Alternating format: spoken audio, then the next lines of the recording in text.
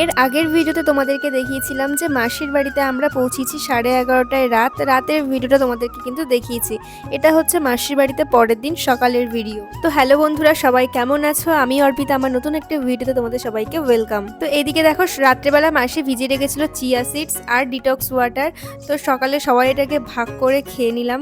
আর এই ডিটক্স ওয়াটারে ধনেপাতা দেখে আমি একটু অবাক হচ্ছিলাম। আমি পুদিনা পাতাটাই ইউজ করি, তো মাসির কাছে পুদিনা পাতা ছিল না বলে মাসি ধনেপাতা ইউজ করেছে। তো যাই হোক, সকালে দেখো গোপালকে ভোগ দিয়ে চলে গিয়েছিলাম আবার ডাইনিংয়ে। এখানে আমি আর আমার বর খেয়ে নিচ্ছে দুজনে দুটো আমলকি। এরপর সকালে সবাই চা বিস্কুট খেয়ে লেগে পড়েছিলাম ব্রেকফাস্ট তৈরি করতে।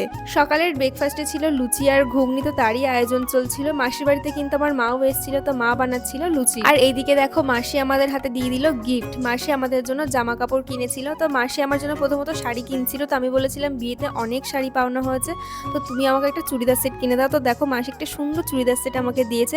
তোমরা কিন্তু অবশ্যই কমেন্ট করে জানিও যে এটা কেমন হয়েছে। এরপর দেখো আমার বরের ড্রেস, বরেরও কিন্তু ড্রেসটা খুবই পছন্দ হয়েছিল। ও বলছিল এখন আর পরবো না, সামনে পুজো আসছে তো পুজোতে পরবো। আর এইদিকে দেখো, লোহার কড়াইতে তৈরি হচ্ছে গরম গরম ফুলকো ফুলকো লুচি। দেখে তোমাদেরও লোভ লাগবে অবশ্যই।